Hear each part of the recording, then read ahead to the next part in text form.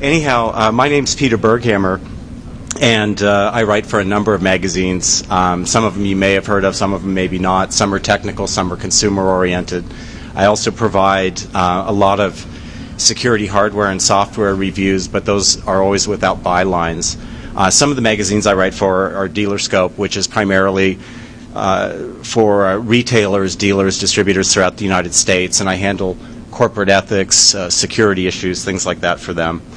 Media Line, which goes to studios. I write a legal and studio law and security column that goes with them. And then you can see they just go on and on and on. Additionally, I own a couple of different companies too, and I kind of enjoy it because it allows me to kind of sit at different places in the food chain when it comes to journalism and things like that. The original company is Copernio.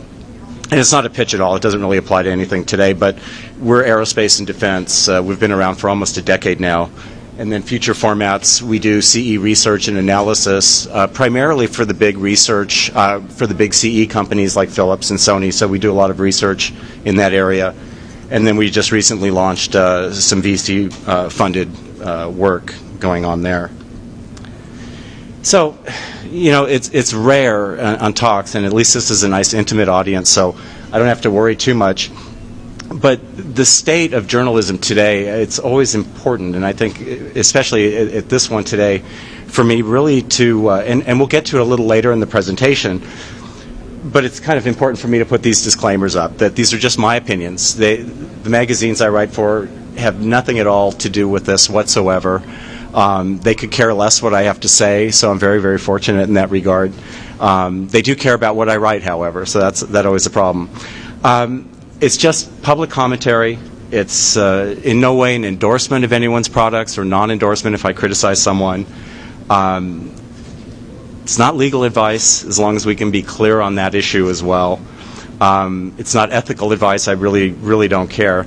And although we'll come back to it, I have, in this last sentence, in today's world, these disclaimers are part of the business. And I think what we're beginning to see as journalists, and I see it, it's already happened to me, just so everyone knows that I'm speaking from firsthand experience, is the pharmaceutical companies, for example, last year already started suing journalists who wrote things that are very, very critical of their products. One case that comes to mind is a sugar substitute known as Splenda. And you know, it was a fairly nasty little lawsuit, and you know, I've had my share too, and so I always put these in here that this disclaimer is really just a casual talk for what it is here at DEF CON, just to kind of have a good time and no pressure or anything else. But what probably is the oddest thing going on is that these terms that are bandied around, all, you know, whether it's at Black Hat or at DEF CON, security and research, we all know what they mean. Or at least we think we do, but when I talk to people and when I have, you know, sources who contact me with breaches or notifications or things like that, there's a huge gray area, and it seems to me that everyone has their own idea of what security means, what research means. Also, from my perspective, and it's not a fairly controversial statement, but I do actually, I've almost come to the opinion that the term hacking and the phrase hacker has really become a very meaningless phrase. And I don't mean that as an affront to anyone here. It's just it means so many different things to so many different people. It encompasses so many different topics that it's really almost a meaningless term because it means so much.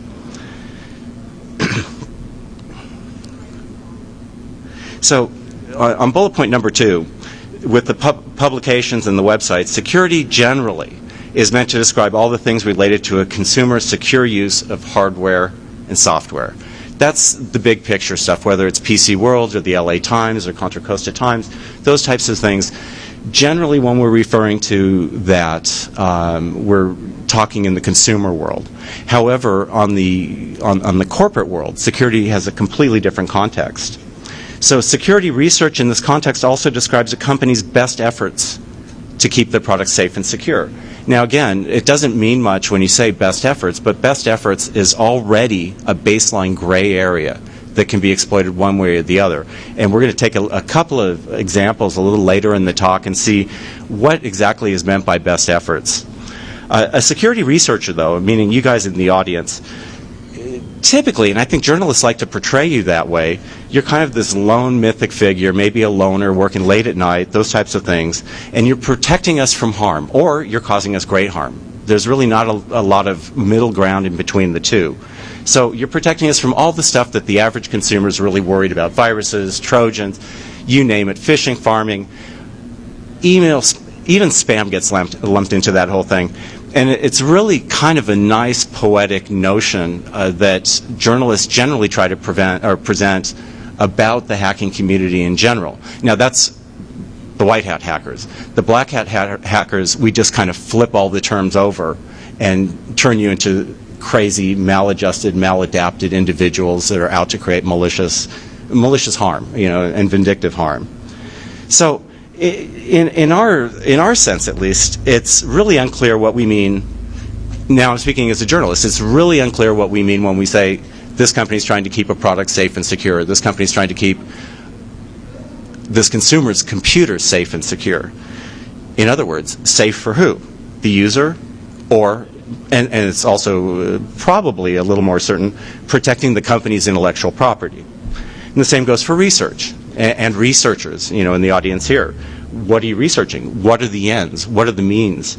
And in whose best interests? If there are any best interests. Sometimes it's just the pursuit of the challenge, and it makes perfect sense to me. Before you have any conclusions reached today, though, about especially this little one, safe for who, the user or the company's intellectual property, I really, really strongly suggest that you read the EULAs. Just for the heck of it, read some of the EULAs accompanying and the click wrap and shrink wrap agreements that come with your software. You might really get a kick out of what's actually being asked of you. And what's being expected of you in the use. And, another question, I'm not going to go into it today because that's really a legal issue, but it concerns this whole changing notion of what ownership means. Ownership of software, ownership of film, ownership of music. That whole concept has fundamentally shifted in the past, well, I'd say 5 years, but in particular in the past 3 years. That has so changed that the notion itself of owning a piece of software or owning a song, owning a film, is completely different than it was a few years ago. Another issue that we sometimes confront are these terms of security and privacy, because security, privacy, they're used interchangeably. It's almost in a sentence you could mix up the words and no one would really know the difference. No one would really question. Now, to this audience, I know you know the difference between security and privacy, but if you think in terms of the broader publications or TV shows that cover this type of stuff, these two terms are almost used interchangeably. However, and I'll point that out again, they're definitely not. Under no circumstances are they anywhere close to one another. Security refers to the core integrity of a communication. That's it. Not just in this context, but in general. Point A to point B, the integrity, that core integrity of the communication, the assurance that exists, is what we mean when we're talking about security. You'd be amazed at how many people, in my profession at least, don't know that. Even for me, I find it kind of amusing. Privacy, however, it refers to the confidentiality of the sender. Even if the sender doesn't want to be anonymous or confidential, or the thing, because we're also talking about interactive devices like mice or DVD players or any of these types of things. The privacy still refers to the confidentiality of the sender. It therefore becomes the sender's choice whether or not they wish to be revealed or reveal their identity. Anonymity is a subset of privacy and cannot exist without security. So anonymity is kind of a cat all on its own. It falls under privacy, but it can't exist with the superstructure around it that's known as security.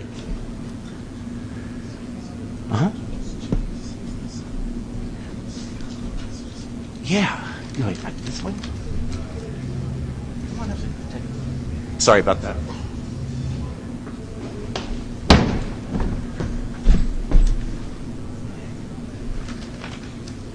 What exactly? It's actually my credit card. Oh, shit.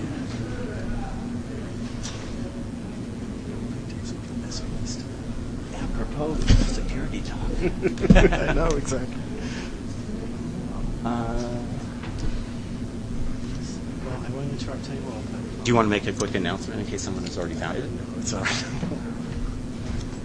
I heard a really interesting chat from Symantec the other day, and Andrew Lytle was his name, and he brought up a very interesting point. And first of all, I'm going to give him credit for having said this bullet point number 1. But what I liked about it was very comprehensively summing up in plain English what privacy means. And in his essence, and I really liked it quite a bit, it's meant just being left alone. It's being left to your own devices. Taking that a couple of steps further, really when you're seeing a misuse of privacy and security, what's really happening here at its core is that there's a denial of personal autonomy. In other words, we're trying to manipulate you, we're trying to change you, we're trying to influence your actions, those types of things. In other words, you're not making your own decisions, you're being influenced to make those. I've heard a lot of complaints today about the press. We'll come back to this point on that one too. So in other words, the misuse of information is just used to manipulate.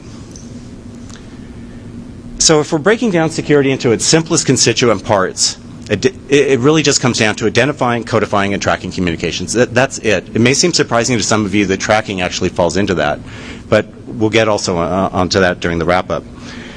In other words, a device that has no connection to the wider world is of no interest whatsoever when we talk about security. So if you have a device that's not connected to anything on a network or connected to the internet or connected via a phone line or any number of issues here, or infrared or any of those things, it's really a moot point in what we're discussing. Now, there is a little bit of debate on security if some things like IRDA are enabled, to what degree this little sentence might change. But right now, just for the simplest purposes, and I'm sorry to really be focusing on this, but it's kind of an issue. So what we're saying is when we, as journalists, are talking about security, we really are discussing connected devices and the people that go with them, generally, on that one. The only exception to the rule, and there are a lot of films that deal with this type of stuff, and it's very entertaining, not always very truthful, but extremely entertaining, is when we're talking about personnel security. Because then there's the machine, and the machine itself may not be connected whatsoever to a network or anything along those lines, if you think Mission Impossible or along those. But it's connected to a person per se, because a person has access, and they enter the room, they leave the room, and all that type of stuff. That's the only exception. But really, that's really something for another talk, because it's a very, very intriguing world in its own, and it has its own subset of problems. The bad news at the start of the talk today is that hackers and security researchers really aren't that different from journalists in their methodology. Now, I know I've heard a lot of things about the press today, and for anyone who saw earlier the Dateline girl getting literally chased out of here by about 200 people, I know the passions run very, very high. But the methodology, the way hackers conduct their research, or security researchers conduct their research, because those two terms themselves aren't interchangeable, really doesn't differ that much from how we conduct our business as well.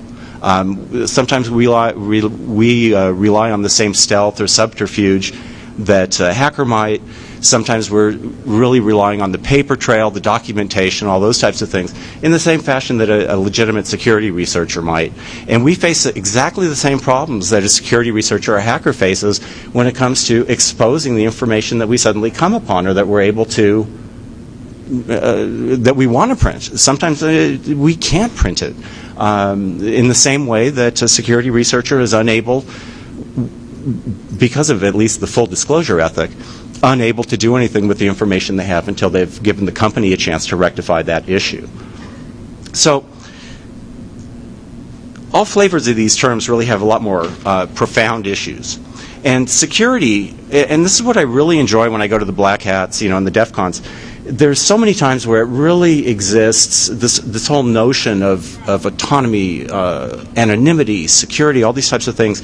They exist in a very abstract and theoretical sense, and yet they're tied down because of the code. They're tied down, and they really take a good view towards the day-to-day implications of what happens. What does this mean? So, for example, if your Flash file, and no offense to Flash, because Flash has a very, very secure security model in that respect. But if you have a Flash file and you're able to corrupt it in a fashion, that's what you guys do. And what I do is I take a look at what happens, what are the implications of that. And there's a lot of music and coding work being done right now that's extremely fascinating, and we're going to talk about it from the other angle a bit later when it comes to the corporate abuse of those types of viruses, those types of worms. The other thing that I really find fascinating when I come here is that it almost always involves an intimate familiarity with the intricacies of the machine hardware, the patterns, the predictability, and a host of other topics. But it's a lot similar to another area that's really dear to my heart is physics. I really like this whole concept of the science behind what's being done, because like it or not, it's an art, but it's also a science. So, yeah, on the one hand, we have security researchers who are looking at it from the highly abstract, the theoretical sense, the advanced analytic sense. That's what quite honestly, if we ever wind up chatting, that's kind of what floats my boat. That's what I like to write about in those areas. But really, there's another issue that's starting to take shape, and that's, again, where hackers and security researchers start to have other parallels with journalists. And that's, who are you working for? Who are you retained by? Who do you report to? That's a very, very interesting question, ultimately, because in the same sense that a scientist might conduct research, as a journalist, when I look at people who come to me with flaws or other exposed type things or issues, you always kind of have to look at the motivations for doing that. Is it a purely altruistic thing? Earlier we referred to this Homeric notion of the hacker as someone who just very poetically is out altruistically protecting the rights, the security of our communications. Okay, now I'm talking about the white hats. I really like that concept, but then it gets a little compromised when you start thinking about, okay, who are they working for? What are they doing? What's the real motive here? That's my job, is to actually figure that out. And my colleagues, we try to figure that out all the time. This is also one of the reasons we don't talk to PR people very much, because PR people, they spin a very good tale, but it's not necessarily what works for us or what's going to work for the article or the magazine or even our reader base. The other thing that's a little interesting, and it's the flip side of the coin, is the dark hat researcher, the hacker, I guess is what we'll use it for lack of a better term at the moment. Maybe they don't have any oversight. Maybe they're just out exploiting, vulnerabilities and those types of things. To our way of thinking, when we're writing articles, or when we're researching vulnerabilities in articles, or we're, even more importantly, researching the lack of a corporate response to a vulnerability, it's not always an advantage that you're a dark hat when we get this information. And a lot of times I'm not sure that people understand that, from a journalist perspective at least, we have kind of a chain of evidence that we have to preserve, or a chain of evidence that we have to adhere to. If you work for a good publication, they're going to request that and require the paper trail. But more importantly, it's good to get the tips from the dark hats, but that verification trail sometimes is non-existent. So you've got a story, but there's absolutely nothing you can do about it. And I'd mentioned earlier journalists getting sued, and I really would be surprised if in 2008, 2009, we don't start seeing that. And it's probably a good thing for the EFF to hear too, but I would be extremely surprised if we didn't find product reviewers and security reviewers on the journalist side who weren't on the receiving end of some types of lawsuits, either to shut them up or to sue them for lost profits. And believe me, I'm a big fan of security companies. I'm not even implying that the security company has any intention of suing. It could be something completely different. But it's something to bear in mind that this chain of custody, this chain of evidence is a very important thing for us. Now, the other problem in the security arena is that there's just such a vast number of types of journalists who cover this whole thing. And there are just a vast number of publications and television shows that cover this type of stuff. I'd mentioned Dateline NBC earlier. Okay, I think we can safely assume it probably was going to be something a little more sensationalistic about the show here, something a little darker, something a little more titillating, I guess is what you'd say.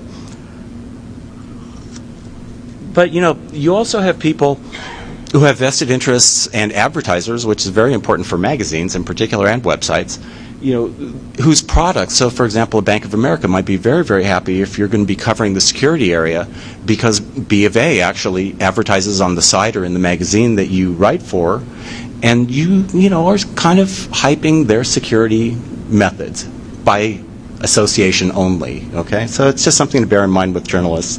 The good ones don't do that, but as I'd mentioned, there are all sorts of types of journalist magazines, that type of stuff. Other types of journalists love the really sensationalistic stuff, like when DOD loses a laptop, or the Department of Veterans Affairs loses a laptop. We're going to talk about TJ Maxx in a little while, when they get hacked and credit card numbers are exposed, and that it makes such a great story. People love that stuff. It speaks to all the core values that Americans who read that type of press really get a kick out of, an inept government, poor security policies, breaking the law, because there are laws governing encryption and how data should be stored on laptops and those types of things. So we really, really like that kind of stuff, and there are a number of journalists who like to cover it. I'm not sure that it does any, and this is just a personal opinion, so, again, I'm not sure it does anyone any favors in the security industry, that type of coverage. Quite frankly, I'm not sure that anyone benefits. It's just a give-me story. People read it because it's just as good as a dog bites man type story, but it's something to bear in mind. There are other people who cover things, and I earlier referred to it as the art of security, and the ethical implications of what you do. So whether you're a corporate researcher or a black hatter or those types of things, it's kind of a very, very interesting little area that there's a subset of journalists who are tremendously intelligent and hardworking, very, very diligent at what they do, who love to cover this type of stuff. They love to expose, security breaches that there's been a corporation that's attempted to cover them up. It's a good read, it's a good story, it's good technology generally. It's very, very interesting stuff. And I know one or two guys, and that's always a personal choice, who actively work with black hats in order to open up security concerns, where I don't want to say they're soliciting it, but perhaps encouraging it. The lines of legality on that one, I'm completely unclear of, and it's not that I'm stupid, it's just that it's a really wide open area in that. And, as a general rule of thumb, and this applies to most of the journalists in the CE space as well, the consumer electronics area, in the security area, they're actually pretty well versed in what they do. Some of them actually had corporate jobs, got tired of it, and decided that, at a couple $100 an article, I'll write this and everything's going to be fine, and I'm still connected, but I'm semi-retired and those types of things. I find them, by and large, extremely competent, really not that compromised by corporate concerns, which is really a breath of fresh air. And I think in parentheses there I said most of them are underpaid, so realize myself as an exception, but I don't accept money for the articles I write. Most of them really don't get nearly as much money as they deserve for the hard work they do, and for the service to the industry on both sides of the fence that they do. And there's not much we can do about that. There's generally a difference, and I realize I'm covering a lot of semi-obvious ground for you guys, but we'll go over this and until we get to the more interesting stuff, I guess. But there is generally a difference between a printed publication and a website. And what's really interesting to me right now is that a lot of publications, big publications that you all read at least once a week, or at least once a month when it comes out, they're having a lot of trouble with their websites. It seems they can do one really well, but not the other. So the ones that are doing really great publications are having a little bit of trouble with the traction on the website. They're not getting the types of numbers they want or those types of things. Or what they're finding is that their print publication readers are actually going to their website, looking for a very specific topic, term, or product, and then leaving again. There's absolutely no traction whatsoever. I think it's an interesting one, and it's an area that deserves a lot of analysis, simply because no one's really sure why it's happening. I mean, so many fixes have been tried, whether it's design or communities or the creation of networks. None of it's really worked right now. So there is still, to this day, in the minds of consumers and technical people in particular, a real good understanding that there's a big difference between a publication and a website. Now, what's really interesting about that is it used to be that the printed word you could kind of go to the Washington Post or PC World, the real standby great publications, that you would get a depth of analysis and an understanding, and more importantly, kind of a breadth of information that you wouldn't be able to get on something like a blog. Now, things have changed considerably now, and what's really odd, but in a good way odd, is that blogs are actually driving most of the research, and blogs are really driving most of the security concerns on the internet, and in this community, our community, as well. The print publications do a really good job. It's just they're coming up a little bit short, and I think it's that timeliness factor that may have something to do with it. Also the profitability section of the whole thing really makes a very, very big difference. And there's, a lot lower overhead when you're operating a website, and it has really, really profound implications for advertisers, and also this whole notion of double-checking content. And, it's just, even though I'm going to mention PC World yet one more time, I don't work for them, so there's no reason for that. I'm just using them as a kind of a paragon of a really good publication. What's interesting for anyone who follows this whole beat in the consumer electronics software hardware arena, about 2 months ago, a new head of the publication came on board, and for outward appearances, it would seem that he attempted to get the editor, Harry McCracken, to alter some of the stories based on good advertising from Apple and other types of things. That's something that is absolutely unprecedented at top-level publications, at most top-level publications. What's interesting is that Harry says, you know what, I'm out of here. And I know Harry personally. He's a guy of tremendous integrity. And, he just quit, and that was that. He had a job at noon, and at 5 o'clock, he'd already been gone for an hour or so. Now, there's probably a little bit more, to the story, but what happened is that within 48 hours, he was back at his post. There was such an uproar, and people found it just so tasteless that there was this whole pay-for-play mentality going on, that product reviews could actually be altered based on what an advertiser wanted, that it really sent a strong message. And I hope, if you take anything away from the talk, look for journalists that are like that, because it's rare, but it's absolutely the most critical thing. And even though he's not here, he deserves an enormous amount of credit. Well, now I'm going to talk about the more serious journalists, the guys who take their profession pretty seriously, and also see the broader implications of what you do and why it's so important. And we don't just see it as a question of security. We also see it as a matter of law. And thankfully we've had EFF here, actually throughout this week. And we have a lot of the feds. We have a lot of very interesting people, lawyers, attorneys.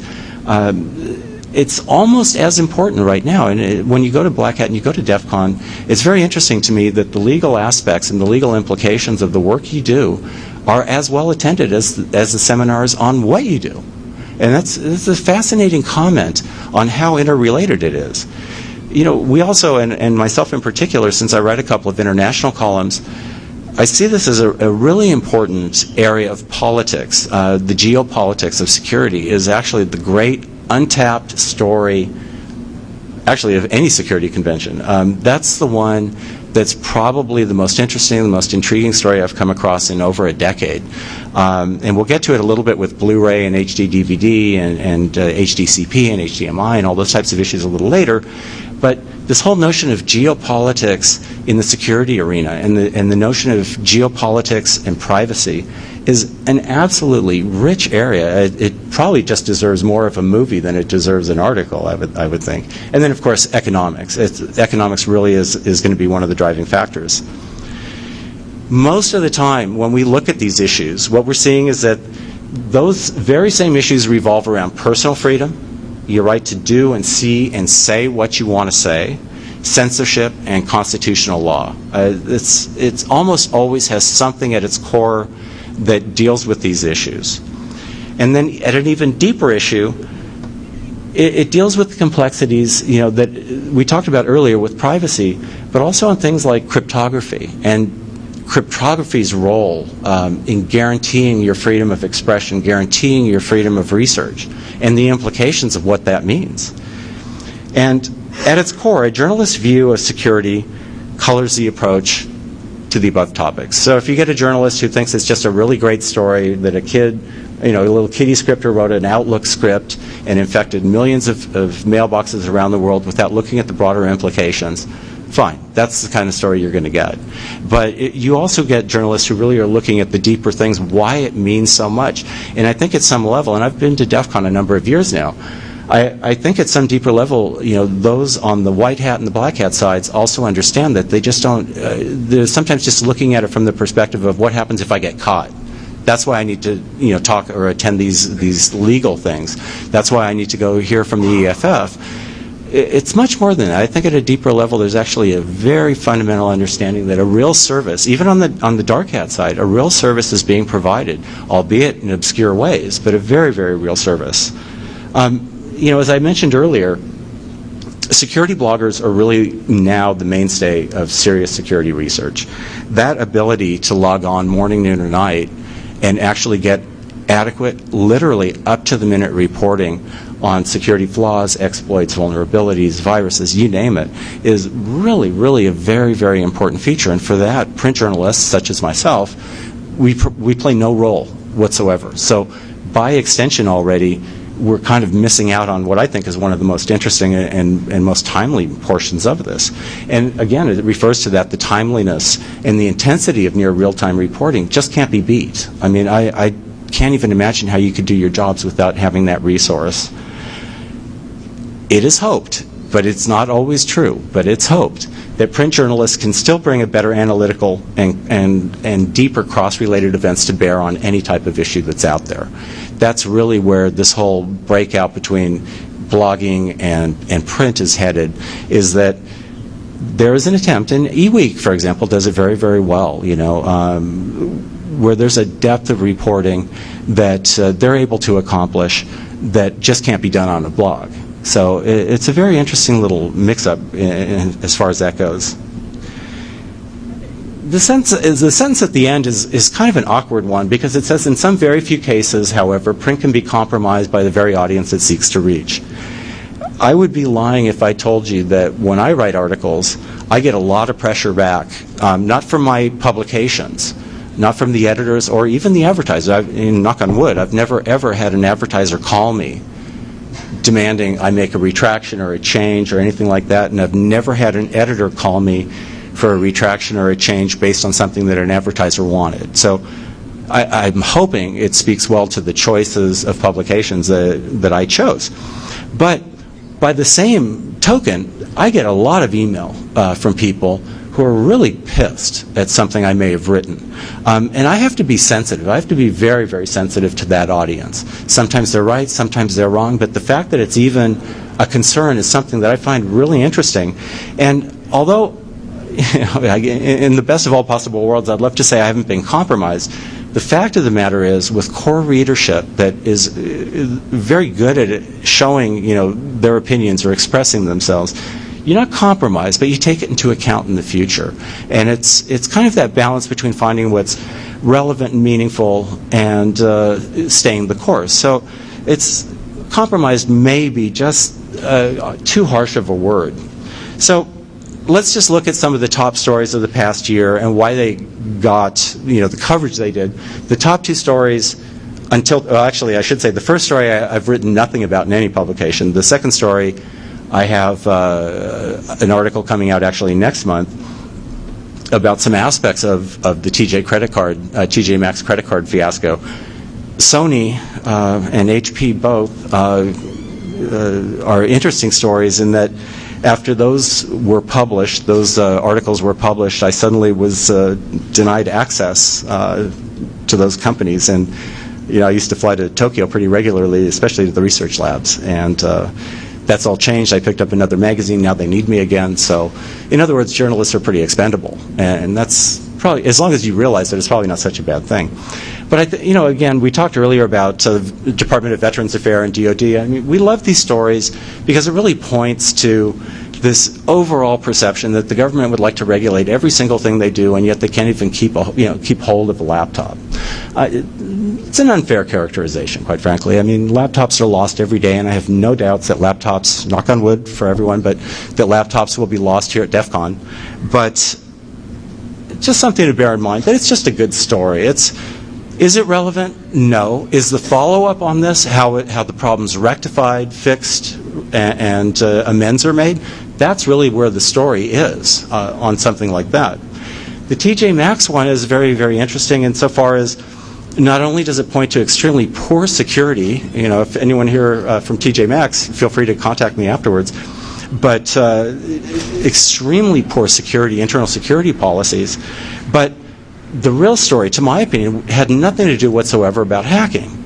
The real story actually happened with once those cards were compromised and the numbers were cloned onto new cards and people were out spending and running up the limits on all this, millions and millions and millions of individual numbers. The problems TJ Maxx actually encountered with the banks who wanted some money back because they felt that rightly that TJ Maxx was at fault. The banks actually wanted some of that money back for all the money that they had lost. Because a very interesting legal issue and a very legal argument, because there are very few laws, believe it or not, that actually govern the transactions between stores like or large corporations like TJ Maxx and banks. And you would think of all the people not to have a regulation governing getting money, it would be a bank. So, again, it was kind of a peripheral story that was very interesting. Likewise with the Sony rootkit fiasco, I'm not sure that the story itself solely had something to do with an attempted install and in some cases an actual install of a rootkit onto users' software to monitor their actions. It's just an incredible breach of trust and confidence in that. But the inability of Sony, and I really like Sony a lot anyhow. I mean, they're a really great company, and I personally know a lot of guys there.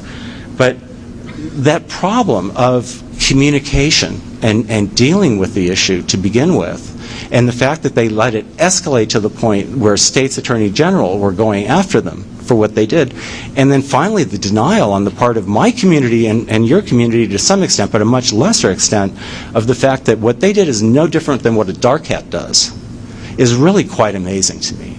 And it's this whole corporate malfeasance, and I don't mean to imply that, in Sony's case, I'm not even sure I could say there's corporate malfeasance per se, but this whole appearance of corporate malfeasance is really an amazing issue that, again, earned it the word fiasco.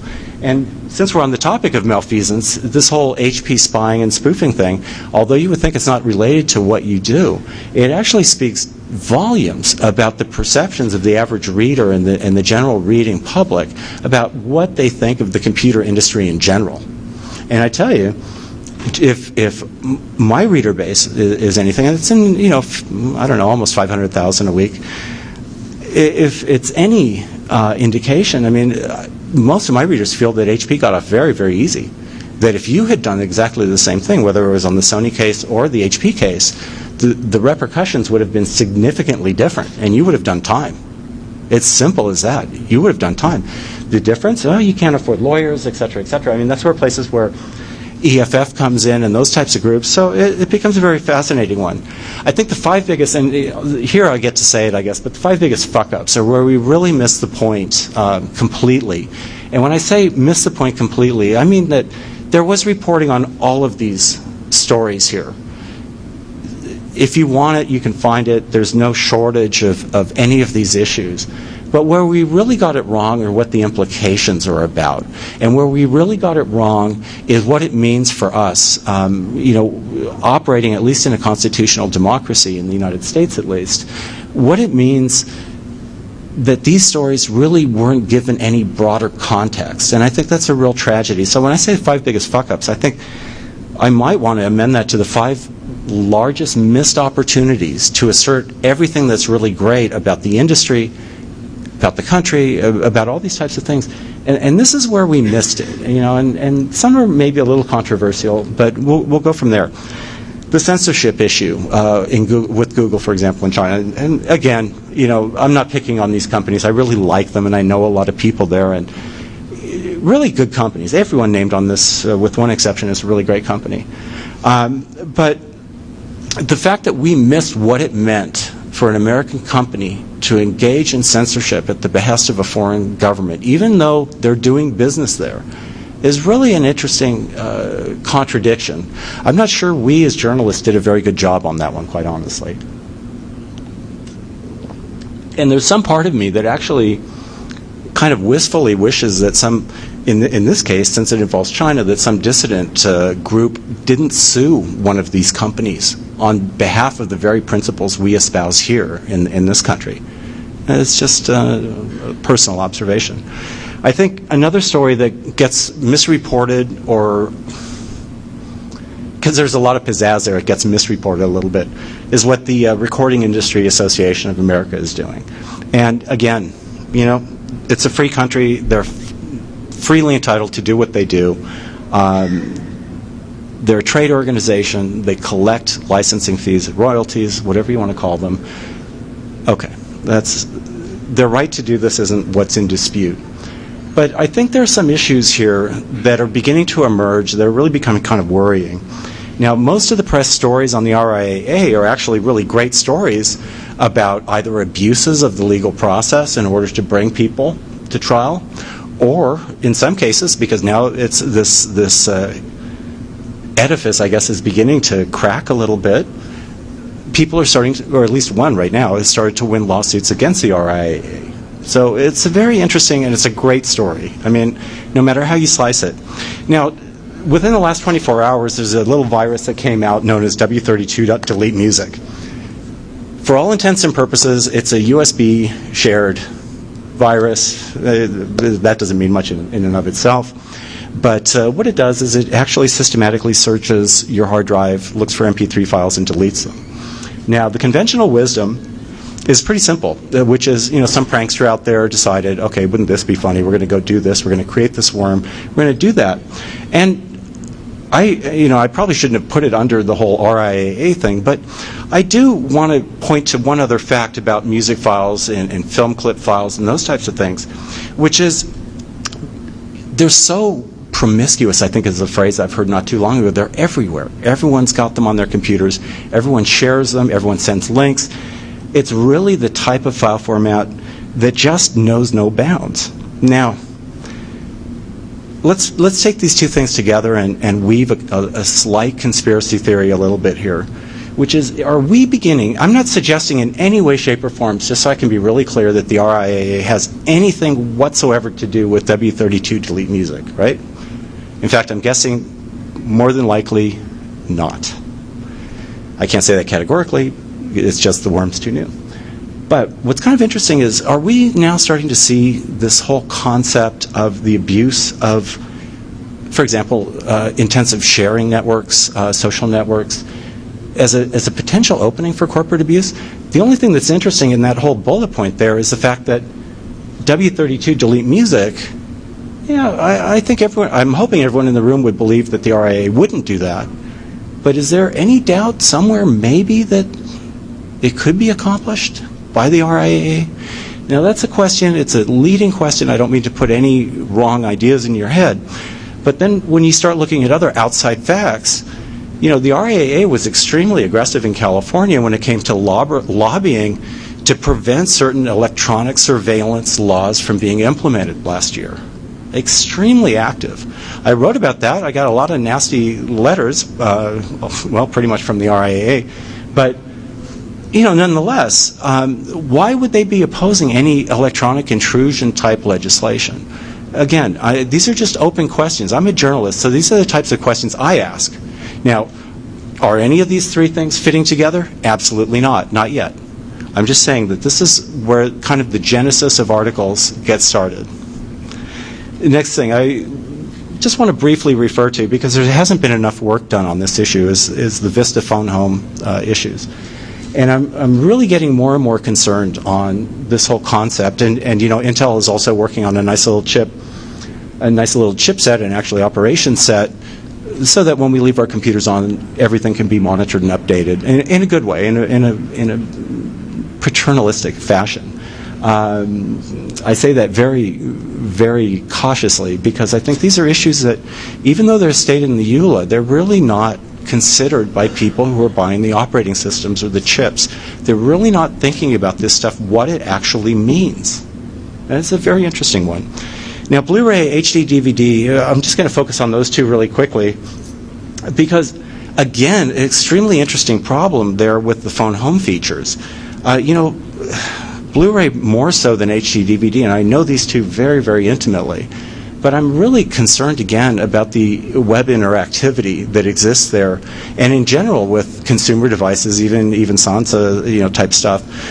I'm really, really worried about what it means to phone home. What does it mean to actually have turn on, turn off keys, to authorize and deauthorize players, to deauthorize a player for playing illegal content? So, for example, if you bootlegged the latest Pirates of the Caribbean, there is the potential that your Blu-ray player would be shut down for playing illegal content, bootleg content. How would they know? More importantly, and this is where it comes back to the geopolitics of the whole problem, where I get very, very interested. Where is the databases? Where are they residing? Are they residing in Burbank? Are they residing in Tokyo? Are they residing in Malaysia? Where are these databases, and what information are they collecting?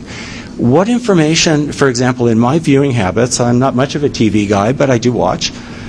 What information on my viewing habits is actually being sent where, right? It's just a fundamental question. To what end? And there's an interesting group in San Francisco right now called Attention Trust. I think it's Seth Goldstein who's the founder and put it together, a really, really interesting group who's actually tackling this problem from a slightly different angle. And he's tackling it from the web browser perspective, which says, you know what? I've got all these damn cookies. I'm visiting all these damn sites. People are trying to track my movements all the time. I'm going to claim ownership of my cookies. I'm going to store all my view data on my own, both on my hard drive and at one of Attention Trust partners, partner companies, for example, Attention Bank. It's a very interesting concept because really where they're coming from is saying, wait a minute, DoubleClick, soon to be Google if the FTC doesn't have too many issues. Wait a minute. That's none of your business. I own my attention span. I own my attention stream. By implication, and I should be able to monetize it. And I think that's the big fear of this whole thing. And that's going to bring us to metadata, meta mining, and metadata repurposing. The fundamental aspects impacting freedom of expression, I think, really have to be looked at here when it comes to metadata. And in the interest of full disclosure, I did mention I own a VC firm too. We invest in a lot of metadata companies. That seems to be Web 2.0 metadata type groups, all startups, all with extremely complex, very interesting skill sets. So you have to understand that, but as someone who writes and as someone who speaks, I also have an obligation to kind of look at this issue a little more critically and take a look at what are the implications for metadata. What does it mean on meta mining, which is essentially data mining of all the metadata, and metadata repurposing. In other words, the ability to extract the information from meta mining and represent that information to you in a new fashion, or perhaps a new website, or perhaps a new introduction to a clothing company, or things like that. What exactly is going on? Now, yeah, it's sort of borderline advertising. What's interesting about it, though, is that advertising is a pretty open concept. It's one that we understand. We watch movies and we see a can of Coca-Cola. We understand that that's a product placement for which they pay good money, right? Very rarely do you see product placements that aren't paid for in movies, and more so now every time in film. But on the web, that's not always very, very apparent. So what's going on with this metadata thing, and why is it so important? Well, the first one is you would think, and I think most people assume, especially when they see DoubleClick cookies inside their browsers and that type of stuff, that just their current actions are being tracked, right? They're being monitored, they're reporting back on. If you're like me, you probably don't have that much that you'd be ashamed of. I mean, in my case, it would be like looking at Chryslers, because my whole family likes German cars. So it's not a big problem for me. But the metadata people are really looking at retaining this information for a really, really, really, really long time. And when I say really, I think I wrote in here forever. All right? I think it's time as professionals on the security side, the legal side in particular, that we really take a good hard look again at re-examining the linkability or the unlinkability between this click stream, what really is called transactions. I think we need to take a good hard look at data retention policies. And you'll see at the bottom I say that data retention threatens privacy. And I'll give some examples. And again, neutral examples is just kind of a par for the course type example. But in the last California election, Arnold Schwarzenegger, really, although he has all these great futuristic films, you're not always thinking in terms of the sophistication that goes into getting reelected. And what I found really, really interesting for him is that through meta mining in particular, and data mining, that the Republican National Committee actually got very, very good demographics on what Republicans like to drink, what they like to drive, as a whole. And correspondingly, then they would buy mailing lists, for example, from Coca-Cola, So you would think it's a random thing for Arnold Schwarzenegger to send out hundreds of thousands of mailers just to Coca-Cola drinkers, but statistically it made a hell of a lot of sense. And this is the scary part, that linkage that's going on. And I haven't seen too many companies. I mean, obviously, the big exception is a company like DoubleClick. But I haven't seen a lot of startups out there that are actually saying, hey, wait a minute, we can approach this whole metadata, meta mining issue. And then if you start thinking of the internationality of the Internet itself, it becomes a really big problem, because this whole concept of metadata, meta mining, and repurposing of metadata really flies into the face, for example, of a lot of European law. This data retention policy, this retention policy of forever, really becomes a very big issue. And I'm only going to talk just very briefly on this slide. I'm going to jump to the near last slide, and then unfortunately we have to call this a day, or fortunately, since it's Las Vegas. I just want to talk about some of the underreported stories, or should be reported stories, out there right now. Some are positive, some are negative. I really think that this whole concept of WikiLeaks and authorized signature chains for initiating leaks, verifiable leaks from verifiable sources, is something that is completely undervalued. I really think the work that's being done in this area, please just do a Google search on WikiLeaks or RSTs. You might be very, very pleasantly surprised. Likewise, I think you might find it interesting that Apple is on there, because they're probably one of the most over-reported companies in the country. The thing I find so interesting about the Apple issue, though, is outside of Black Hat and DEF CON, we really don't hear that much about Apple security. We do in some of the publications. eWeek's a good example. Even PC World, monthly, will carry some good stuff on that.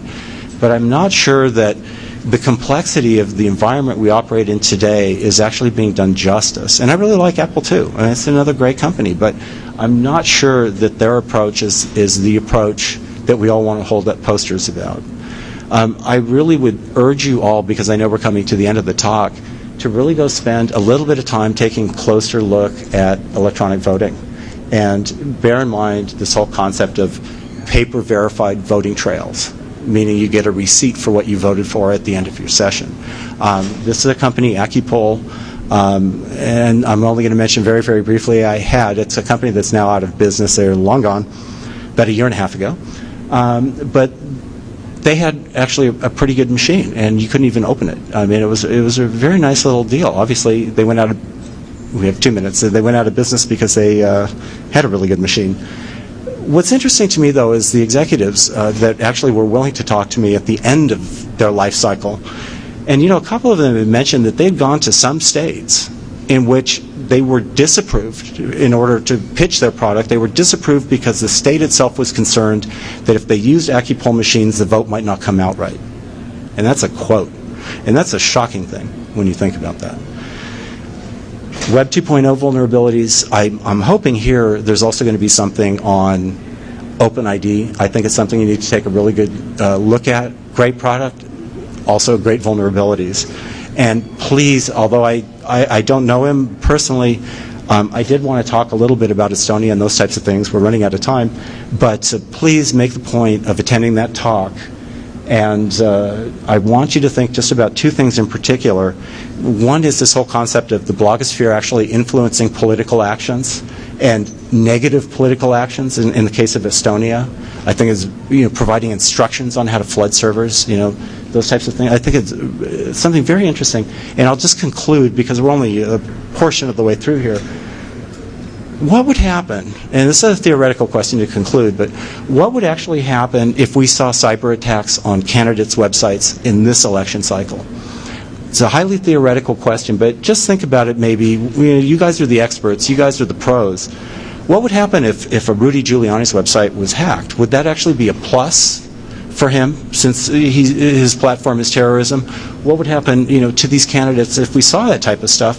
And what would happen if we saw this new term as a political activity, which is blogosphere memeing? Coordinated political action, coordinated through blogs in order to disrupt a system. I think it's very interesting. I thank you all for your time, and have a fun evening as well. So.